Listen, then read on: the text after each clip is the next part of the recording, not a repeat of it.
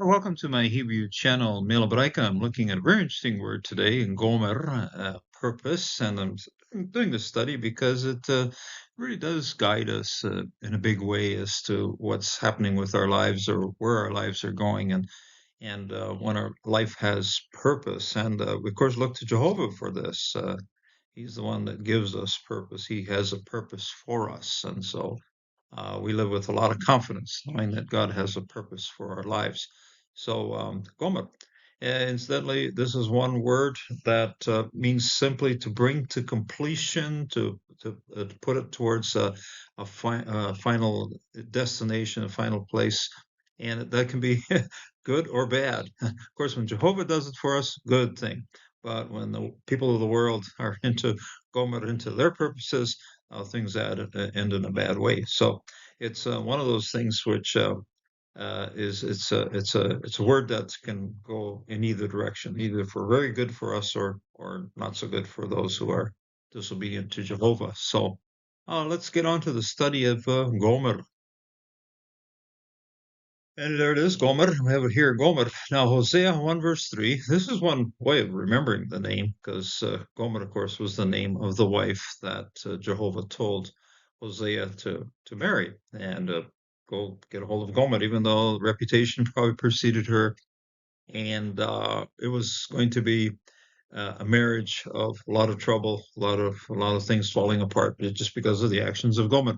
Gomer, in a real sense, represented the way that Israel was behaving. In other words, Jehovah is telling Hosea here, hey, marry Gomer, because when you understand all the frustration it takes to live with someone like that, you're going to understand the frustrations I have with Israel. So there, and the name here is symbolic of this is going to go to some end. And when you're dealing with Gomer, the end or the completion of it is not good. When you're dealing with Jehovah, okay, then it can end well. And so there's that contrast. When you're into the things of the world, the ending is going to be bad. When you're into the things of Jehovah, or when Jehovah has a purpose for you, that's where it's going to be good. When you're faithful to Him and when you're part of His people. So this is Hosea here, and he went and took Gomer, the daughter of Dibalaim, and she conceived and bore him a son. Vayelech, uh, and then he walked. He went to both of these verbs here are prefixed third person yod verbs here, or starting with the yod as a third person singular prefix form, and both of them have gone through a phrases. This one was hey lamed kaf. This one's lamed kof chet. And the lamed here went through pheresis, and the hey went through a pheresis on this one. So both of them were reduced in a very similar fashion. So Velech, and then he went, Yakach, and then he took et Gomer, direct object marker here, of course. Gomer, of course, is the a woman that's not faithful, who's heading for a bad ending. So Gomer, the one who completes things in a bad way, Gomer. One whose purpose is bad. So things are not getting off to a good start here. So at Gomer, Bat Dibalaim, and then so daughter of Dibalaim, and this is dual, very much a dual form here. Bat, of course, is daughter, feminine construct form of Bat. So Bat Dibalaim, daughter of Dibalaim, Batahar, Veteled, Lo Ben. Okay, then she conceived. Okay, now you have masculine prefixing here with yod, yod. I have feminine prefixing here with tau, tau. So I get tahar, then she conceived. Vatelet, then she gave birth. And this is a verb based on the root yeled. So your yod has gone through a pheresis here, but the tau is in its place to indicate the third person feminine prefix here. So Vatahar, Vateled, and then she gave birth. Lo to him, and then the reference here to him is Hosea, of course, Ben, and then a son. Okay, and troubles start. Even the name of the son indicates there's problems over the horizon. Now, even though we start with quite a negative flavor of this word, in when it's used in the Psalms for the purposes of God, it's a very good thing. So let's look to those. A couple of examples here. I cry out to God Most High, to God who fulfills His purpose, Gomer, for me. Okay, and here this is then uh, a participial form of fulfilling purpose. Okay, Gomer. The previous example was named. Now we're dealing with a verb here. Ikra. And then I called out. I'm calling out. Elohim Elyon. Okay, to the God of highest. Okay, Elyon. See this first in Genesis with Melchizedek. He was a priest of the Most High God, Elyon. Elyon here very much based on the preposition ayin lamed. See the same preposition right here towards me or up towards me. This one's the same thing here. Elyon, the highest, going the highest up. See on, there's an emphatic nun on the end here, and the most highest God, and Elyon. So El Elohim Elyon Le'el, again to God, to the word El means powerful one, so but again we translate this as God, works well. This one's incidentally the plural form of it. This one's just apposition here. This one is singular form of that same word or same name for God. The El Gomer, who is fulfilling his purpose. We have to keep kind of the present tense and what's happening here in the participle. So Gomer Eli, to me, who's fulfilling his purpose for me. In other words, when it comes to God, he has a purpose for our lives. And the psalmist keeps affirming this, and it's a theme or it's a concept that we carry on all the way into the New Testament. It's something we still live with even to this day. So Gomer goes a long ways because that's the purpose of Jehovah for us. In Psalm 138, verse 8, Jehovah will fulfill his purpose for me. Okay, Yehovah. A nice sinor here. So whenever you see a sinor, just jump across. Just take it as you're on a wave, you're on a waterfall here. So Yehovah, Yegmor, okay, Yegmor, a nice accenting on the second milra accenting here. Be'adi, he fulfills his purpose.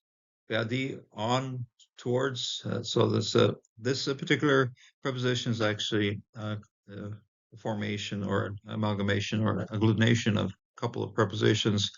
One is be and ad, and then it's towards or for. Okay, and then the last one here is a suffix pronoun, first person singular.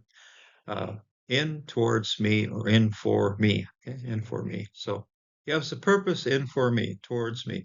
It's a little bit longer, more emphatic way of describing what's happening here than just using what you use a personal pronoun, but here personal pronouns tied to a couple of prepositions, in for me.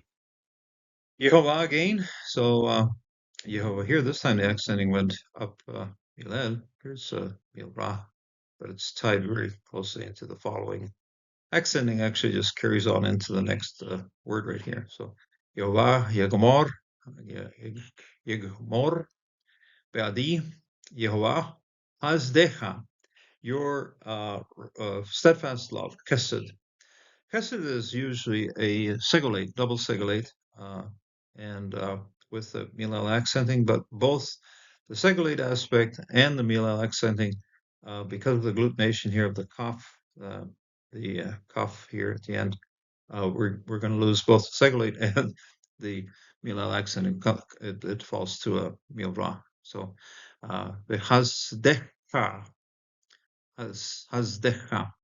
When you see, okay, a couple of shavas. First one here is the shava that closes off this syllable, makes a closed syllable. Then, of course, will be silent. And then this one will start the next syllable. So we'll use it to start this syllable, and we're going to pronounce it. And every time you do see it with a dagesh inside of the consonant, pronounce it. Feel free to pronounce it when you see a dagesh. That's a sign for you to pronounce the shava. Okay, hashdecha, your steadfast love, Leolam, forever and forever. Okay, Leolam, forever. Ma'azeh, and your works. This incidentally is listed as a noun, but of course is a noun that's derived from azah. Okay, so the verb to do something, to make something, ayin sin hey is the verb.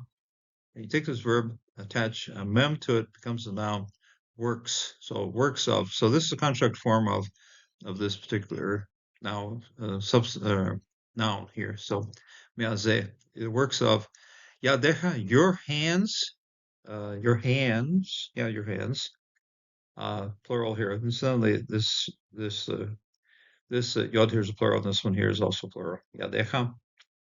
Yad, by the way, is symbols of strength and ability and power. So, so it's a symbol of power of your hands. So me'aseh hayadecha al teref, don't forsake. Teref actually means don't tear it apart, don't rip it up. So, incidentally, it is a prefixed verb, and when you see the prefixing of a prohibition, negative word, negative particle prohibiting something, you're going to be doing the imperative style of that via a prefixed verb. So that's what you have here. The root that you start with here will be resh pe, and the tau then will be prefixing this, and it's a prefix because of the negation here. Okay, do not forsake, don't tear it up.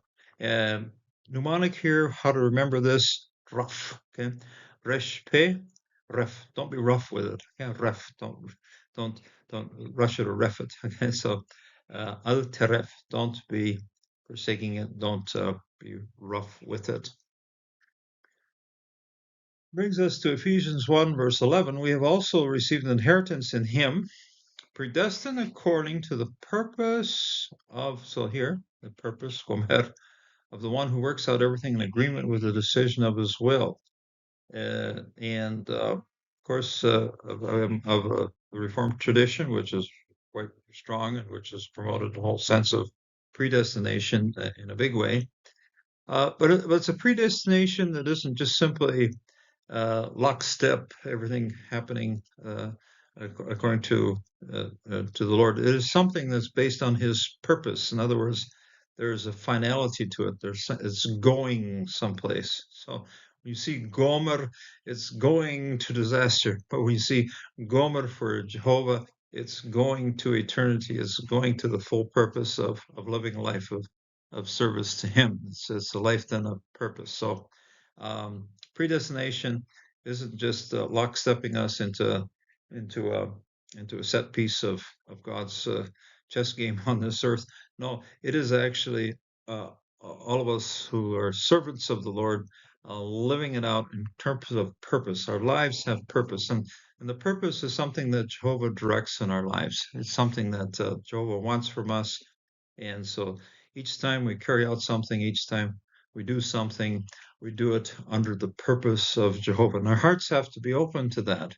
It isn't just simply, oh, no, we have to study the word, we have to listen to the Lord speaking to us. And our life will find purpose when we are obedient to the purpose of Jehovah in our lives. A very beautiful concept, a very good, beautiful thing happening here with Gomer. Gomer, where's it go? Evil, like the wife that Hosea had to marry, or good, like when Jehovah has it all set out for us to carry out the good things that He has prepared for us, planned for us, and we move forward into His good purpose, and we live a life of purpose because Jehovah, first of all, has purpose for our lives. So God bless and God strengthen you in this day. Until the next time.